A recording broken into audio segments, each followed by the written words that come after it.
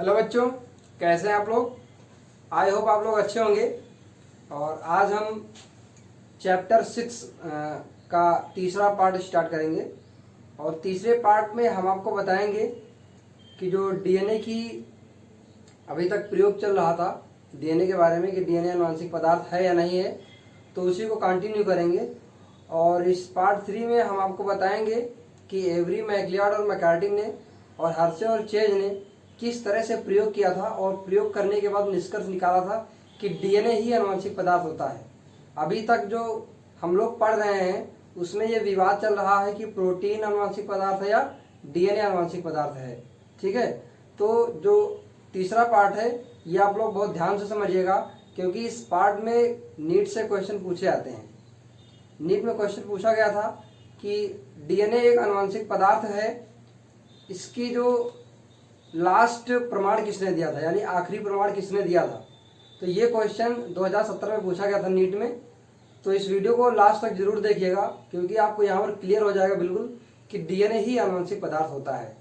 तो पिछले वीडियो में यानी पार्ट 2 में हमने आपको बताया था कि ग्रिफिथ ने किस प्रकार एक्सपेरिमेंट किया था। कहने का मतलब ये है कि ग्रिफिथ ने न्यूमोकोकस या डिप्लोकोकस निमोनी एक बैक्टीरिया लिया था और उसका जो है माइस पर उन्होंने प्रयोग किया था। तो उसके उन्होंने 2 स्ट्रेन लिए थे, एक एस स्ट्रेन था और एक आर स्ट्रेन था। जो एस स्ट्रेन वाला बैक्टीरिया था वो निमोनिया रोग उत्पन्न करने में सक्षम होता है, परंतु जो आर स्ट्रेन वाला बैक्टीरिया था ये निमोनिया रोग उत्पन्न नहीं कर पाता है। तो उस समय ग्रिफिथ ने बताया था कि एक फैक्टर होता है, कोई चीज होता है जो एक पीढ़ी से दूसरी पीढ़ी में जाता है। यानी जैसा कि हमने ग्रिफिथ के एक्सपेरिमेंट में देखा था कि जो एस स्ट्रेन वाला बैक्टीरिया था उसको हीट किल्ड करके आर स्ट्रेन वाले बैक्टीरिया में जो रोग उत्पन्न नहीं कर सकता उसमें जब डाला गया था तो भी क्या हुआ था, चूहा मर गया था। यानी कि उन्होंने बताया था कि कोई एक फैक्टर होता है जो नेक्स्ट जनरेशन में जाता है, परंतु वो ये बता नहीं पाए थे कि वो डीएनए ही होता है। तो उसके लिए नेक्स्ट साइंटिस्ट आए थे, 3 साइंटिस्ट थे, एवरी, मैकलिऑड और मैककार्टी।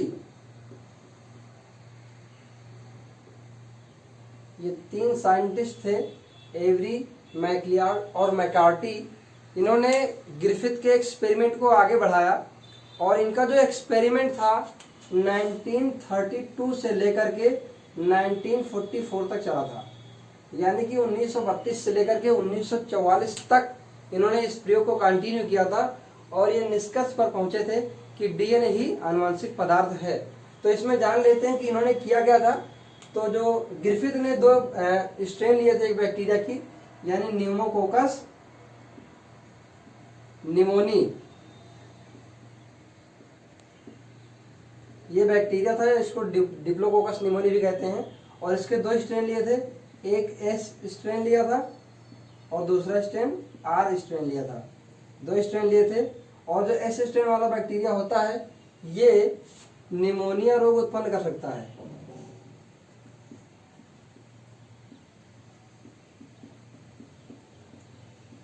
उत्पन्न करने में जो है सक्षम होता है,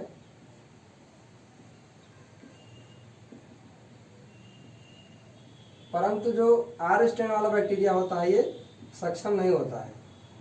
ठीक है, तो एवरी, मैकलिऑड और मैककार्टी ने इन दोनों स्ट्रेन को लेकर के अपने एक्सपेरिमेंट को आगे बढ़ाया था। जो ग्रिफिथ थे उन्होंने अपना प्रयोग माइस के ऊपर यानी चूहों के ऊपर किया था। एवरी, मैकलिऑड और मैककार्टी ने क्या किया था, एक कांच का पात्र लिया था, कांच का बर्तन लिया था 3, और तीनों में अलग अलग जो आर स्ट्रेन बैक्टीरिया होता है, इस बैक्टीरिया के जो 3 कंपोनेंट होते हैं, प्रोटीन, कार्बोहाइड्रेट और डीएनए, इन तीनों कंपोनेंट को अलग अलग किया था और आरएन यानी कि जो आर स्ट्रेन वाला बैक्टीरिया था उसमें ट्रांसफर किया था। और इन्होंने इस प्रकार से जो है प्रयोग किया था। तो आइए देखते हैं इन्होंने किस प्रकार प्रयोग किया था।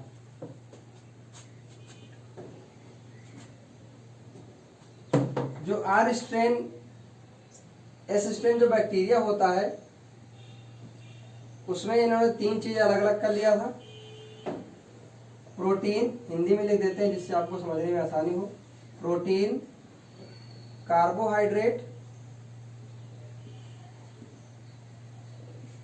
और डीएनए, 3 कंपोनेंट इन्होंने अलग किया और कांच का एक पात्र लिया इस तरीके से,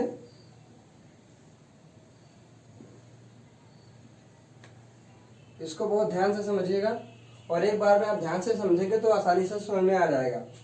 प्रोटीन के साथ में इन्होंने आर स्ट्रेन बैक्टीरिया को मिला दिया। आर स्ट्रेन बैक्टीरिया क्या होता है?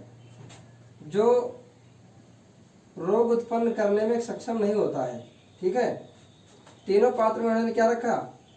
जो आर स्ट्रेन बैक्टीरिया था इसको तीनों पात्र में इन्होंने रख दिया और एक के साथ प्रोटीन मिला दिया, एक के साथ कार्बोहाइड्रेट मिला दिया और एक के साथ डीएनए मिला दिया। ठीक है, तो आपका यहाँ पे क्वेश्चन हो सकता है कि ये जो एस स्ट्रेन वाला बैक्टीरिया है इसको हीट किल्ड करके लिया है या फिर नॉर्मल ले लिया है। तो देखिए, अगर हम हीट किल्ड कर देंगे तो प्रोटीन तो खत्म हो जाएगा, डीनेचर हो जाएगा, कार्बोहाइड्रेट भी नष्ट हो जाएगा, है ना। चलो डीएनए नहीं नष्ट होगा परंतु ये दोनों क्या हो जाएंगे? नष्ट हो जाएंगे, तो एक्सपेरिमेंट ठीक से हो नहीं पाएगा।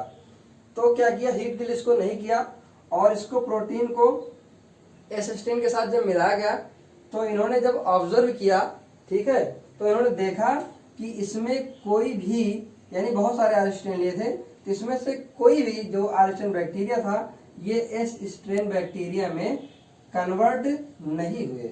उसी तरीके से कार्बोहाइड्रेट जब आर स्ट्रेन के साथ मिलाया गया तो उन्होंने ये ऑब्जर्व किया कि जितने भी आर स्ट्रेन बैक्टीरिया थे ये एस स्ट्रेन बैक्टीरिया में कन्वर्ट नहीं हुए। परंतु जब डीएनए के साथ आर स्ट्रेन बैक्टीरिया को मिलाया गया तो हुआ क्या? इन्होंने ये ऑब्जर्व किया कि कुछ जो बहुत सारे आर स्ट्रेन के बैक्टीरिया लिए थे तो उसमें से कुछ जो बैक्टीरिया थे वो एस स्ट्रेन बैक्टीरिया में कन्वर्ट हो गए।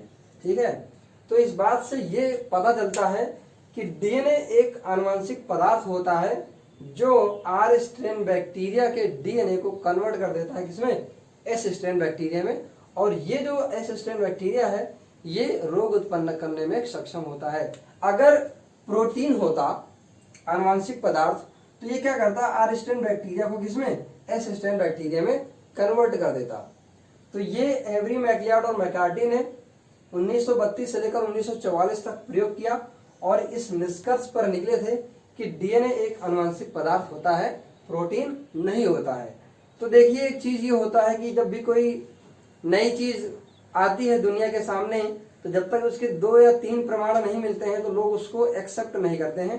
तो ये पहला प्रमाण था। ठीक है, डीएनए आनुवंशिक पदार्थ है, इसका ये पहला प्रमाण था। इसके बाद 2 साइंटिस्ट और थे, अल्फ्रेड डी चेज हर्शे तथा मार्था चेज। 2 साइंटिस्ट थे जिन्होंने 1952 में अपना प्रयोग किया था और उन्होंने लास्ट प्रयोग किया था, ठीक है, अब तक का। और उन्होंने सिद्ध कर दिया था सर्वमान्य रूप से कि डीएनए ही आनुवंशिक पदार्थ होता है। ठीक है, तो आइए हम देखते हैं हर्शे और चेज ने क्या प्रयोग किया था। आपकी जो डॉक्टर रमेश गुप्ता की बुक है उसमें आपको थोड़ा सा देखने को ये मिलेगा कि हर्शे और चेज ने बताया था कि जो बैक्टीरियोफेज वायरस था, bacteriophage virus E coli bacteria के अंदर जाकर के बहुत सारे बैक्टीरियोफेज वायरस बना लेता है और उसका सिर्फ डीएनए पार्ट यानी हेड पार्ट ही जा पाता है, प्रोटीन पार्ट उसके अंदर नहीं जा पाता है। इन्होंने सिर्फ इतना लिखा है डॉक्टर रमेश गुप्ता की बुक में, लेकिन मैं आपको पूरा क्लियर करके बताऊंगा कि इन्होंने प्रयोग किस प्रकार किया था और किस प्रकार निष्कर्ष निकाला था। तो जो तीसरा प्रयोग है वो है हर्शे एवं चेज का प्रयोग। अब हर्शे का पूरा नाम क्या है? अल्फ्रेड डी हर्शे और चेज का पूरा नाम है मार्था चेज। इन दोनों साइंटिस्टों ने 1952 में, दोनों वैज्ञानिकों ने 1952 में एक प्रयोग किया था और इन्होंने जो प्रयोग किया था वो बैक्टीरियोफेज वायरस पर किया था। किस पर? बैक्टीरियोफेज वायरस यानी कि विषाणु बैक्टीरियोफेज विषाणु पर इन्होंने अपना प्रयोग किया था और साथ में इन्होंने ई कोलाई मतलब इश्चेरिचिया कोलाई, ESCHERECHIA इश्चेरिचिया कोलाई, ये क्या है? ये एक प्रकार का बैक्टीरिया है, यानी क्या है? जीवाणु है। देखिए, जब हादसे और चेस दोनों लोग इस बैक्टीरियोफेज और ई कोलाई की लाइफ स्टडी कर रहे थे, लाइफ साइकिल की स्टडी कर रहे थे, तो उन्होंने देखा था कि जो बैक्टीरियोफेज की संरचना होती है इस प्रकार होती है। इसको ध्यान से देखिएगा आप लोग, ठीक है। इसके अंदर होता है डीएनए, ये जनरली बेंजीन लाइक स्ट्रक्चर होता है, और ये जो इस तरह से जो पार्ट दिखाई देता है, ये वाला पार्ट जो होता है ये प्रोटीन का बना होता है, और ये जो इसके अंदर होता है ये डीएनए होता है। तो मेनली इसमें दो चीज़ें होती हैं, प्रोटीन वाला पार्ट और डीएनए पार्ट होता है। ये है बैक्टीरियोफेज वायरस। जब दोनों की लाइफ साइकिल की स्टडी कर रहे थे तो इन्होंने देखा था कि जो इश्चेरिचिया कोलाई बैक्टीरिया होता है इसके अंदर होता है एक डीएनए, क्योंकि जो बैक्टीरिया होते हैं वो क्या होते हैं? प्रोकैरियोटिक सेल होती है, और प्रोकैरियोटिक सेल में न्यूक्लियस जो है पूरी तरीके से डेवलप्ड नहीं होता है, तो जो उसका जो सेंटर में डीएनए पार्ट होता है। अब जब ये देखिए, जब ये बैक्टीरियोफेज वायरस का डीएनए इसके अंदर आता है तो होता क्या है, इसको हम रेड कलर से दिखा दे रहे हैं, और ये रेड कलर से ये डीएनए है किसका? बैक्टीरियोफेज का। तो ये जो डीएनए है किसका? ई कोलाई का, ये विभेदन नहीं कर पाता है और इसके दिए गए सूचना के अनुसार काम करना शुरू कर देता है ई कोलाई बैक्टीरिया। तो बहुत सारे बैक्टीरियोफेज इसके अंदर, यानी कि ई कोलाई बैक्टीरिया के अंदर बहुत सारे बनना शुरू हो जाते हैं। तो और इस पे आप लोग ध्यान दीजिएगा, यही मेन पॉइंट है जो कि आगे आपको काम आएगा। ये bacteriophage virus E coli bacteria के अंदर आता है और अपने प्रतिरोध भवन को बढ़ाता है, यानी संतानों की उत्पत्ति इसी के अंदर करता है। और यहीं पर इन्होंने एक्सपेरिमेंट किया था हर्शे और चेज ने। इसको बहुत ध्यान से आप लोग समझिएगा। तो देखिए, जो बैक्टीरियोफेज वायरस था इसको हर्शे और चेज ने दो मीडियम बनाए और दोनों मीडियम में अलग अलग बैक्टीरियोफेज वायरस को डेवलप कराया, यानी उनका ग्रोथ करवाया गया।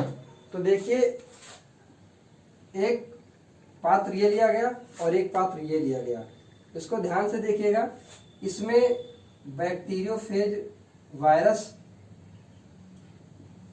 को ग्रो कराया गया, इसमें भी बैक्टीरियोफेज वायरस लिया गया है ना। इसको आप लोग ध्यान समझिएगा। इसमें क्या रखा गया? देखिए, एक चीज इससे जानने से पहले एक चीज और जानना आपको अति आवश्यक है, तो भी आपको मैं बताए दे रहा हूँ, उसको आप ध्यान से समझिए।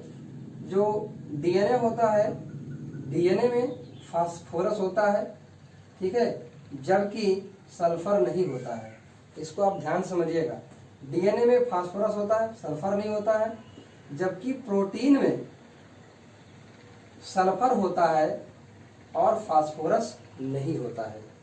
ये आप लोग जब स्ट्रक्चर पढ़ेंगे तो आपकी क्लियर हो जाएगा कि फास्फोरस डीएनए में होता है, सल्फर नहीं होता है। अगर आपने पढ़ लिया है तो बहुत अच्छी बात है।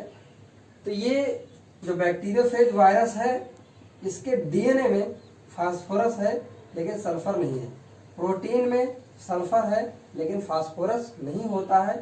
तो इन्होंने जो फास्फोरस होता है, फास्फोरस के दो आइसोटोप लिए। एक जो फास्फोरस होता है नॉर्मल, उसका जो एटॉमिक मास होता है वो 31 होता है, और दूसरा जो फास्फोरस है उसका 32, ये इसका आइसोटोप है, यानी समस्थानिक है।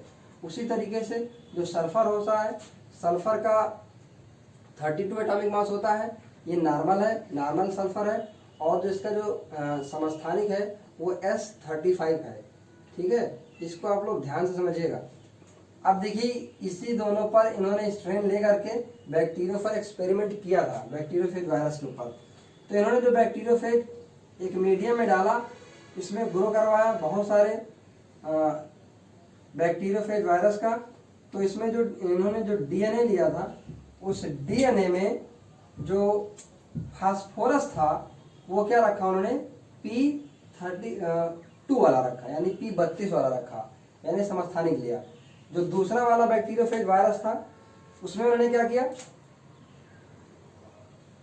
इसमें जो प्रोटीन वाला पार्ट होता है ये वाला पार्ट, टेल वाला पार्ट, इसमें इन्होंने जो सल्फर लिया वो कौन सा लिया, S35 वाला लिया। तो बहुत सारे बैक्टीरियोफेज इन्होंने क्या करवा लिए, ग्रो करवा लिया। यानी इसी मान लीजिए एक ही को ग्रो करवा लिया, एक ही पर इनको जो है एक्सपेरिमेंट करना है। तो सल्फर 35 वाला इन्होंने लिया और एक तरफ DNA का P32 वाला लिया। अब देखिए ये बहुत इंपॉर्टेंट है, इसको ध्यान देने वाली बात इसमें यह है कि जो बैक्टीरियोफेज वायरस का DNA है उसमें P32 है और बैक्टीरियोफेज वायरस के जो प्रोटीन है उसमें S35 है और इसमें फास्फोरस नॉर्मल है और इसमें सल्फर नॉर्मल है। अब आइए देखते हैं कि इन्होंने किस प्रकार से ई कोलाई बैक्टीरिया के ऊपर इन्होंने प्रयोग किया था, किस तरह से ग्रो करवाया था और क्या निष्कर्ष निकाला था। इसको बहुत ध्यान से समझिएगा। आई होप कि आपको अगर आप ध्यान से देखेंगे तो एक बार में आपको समझ में बिल्कुल आ जाएगा, ठीक है। और मैं कोशिश करता हूं कि आपको एक बार में समझ में आ जाए। तो देखिए ये जो बैक्टीरियोफेज वायरस है इसकी संरचना आपको लगभग याद हो गया होगा आपको। इसके अंदर होता है DNA, ठीक है। ये इस टाइप का स्ट्रक्चर है, ये टेल पार्ट है, ठीक है। और इन्होंने इस तरीके से क्या लिया, इसको हम लोग डिफरेंट कलर से दिखा दें ताकि आपको ज़्यादा क्लियरली समझ में आ जाए, है ना। तो ये है ई कोलाई बैक्टीरिया और इसके अंदर जो DNA है वो किसका DNA है, ई कोलाई बैक्टीरिया का।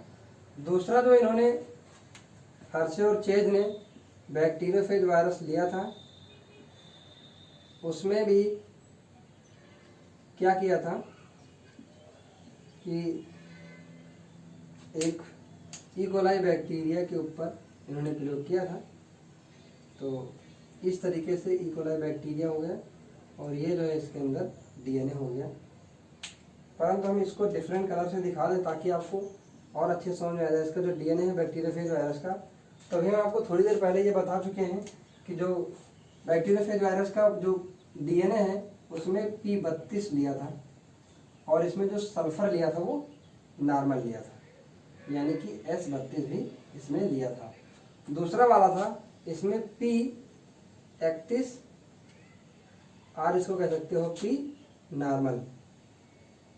इसमें जो DNA है वो नॉर्मल लिया, लेकिन इसका जो प्रोटीन वाला पार्ट है, प्रोटीन कैसा दिया उन्होंने, S35। और इसमें क्या था, जो ये वाला पार्ट है प्रोटीन वाला, इसमें S32 लिया जो कि क्या है, नॉर्मल है, ठीक है। अब इसको ध्यान से देखिए, ये जब DNA इसके अंदर जाता है, किसके अंदर, ई कोलाई बैक्टीरिया के अंदर जब DNA जाता है तो ये यहाँ पर क्या करता है, अपनी संख्या में बढ़ोतरी करता है। ये पहचान नहीं पाता है तो क्या करता है, इसके यानी कि बैक्टीरियोफेज DNA के अनुसार अपना काम करना शुरू कर देता है। तो होता क्या है कि इसमें बहुत सारे बैक्टीरियोफेज बनने लगते हैं, बहुत सारे बैक्टीरियोफेज इसमें बनने लगते हैं। तो आप देखिए ध्यान से कि अब होने क्या वाला है, बहुत इंटरेस्टिंग चीज अब इसके अंदर होने वाला है। तो यहाँ भी क्या होता है, बहुत सारे बैक्टीरियोफेज वायरस का निर्माण होना शुरू हो जाता है। तो अब यहाँ पे आपको ऑब्जर्व करने लायक बात है कि जो बैक्टीरियोफेज ई कोलाई बैक्टीरिया के अंदर बना है, जो बैक्टीरियोफेज ई कोलाई बैक्टीरिया के अंदर बना है, इसमें जो DNA है वो तो पेरेंट की तरीके से ही आया है, यानी कि फास्फोरस 32 ही इसमें आया है और इसमें जो सल्फर है वो नॉर्मल आया है, जैसा कि ऊपर दिखा गया है, ये सब कुछ नॉर्मल आया है। परंतु जो बैक्टीरियोफेज वायरस था, जो दूसरे ई कोलाई बैक्टीरिया के साथ इसका एक्सपेरिमेंट किया गया था, उसमें जो DNA था वो DNA के में फास्फोरस नॉर्मल था, परंतु जो सल्फर था यानी कि जो प्रोटीन था उसमें सल्फर 35 लिया गया था। तो इसमें तो जो DNA था वो P31 यानी कि P नॉर्मल आया, परंतु हुआ क्या कि जो S35 था प्रोटीन वो इसमें S35 नहीं आया। इसको ध्यान से समझिएगा, S35 इसमें नहीं आया है। अब देखिए ध्यान से, DNA एक आनुवंशिक पदार्थ होता है, आज हमको पता है, परंतु उस टाइम नहीं पता था।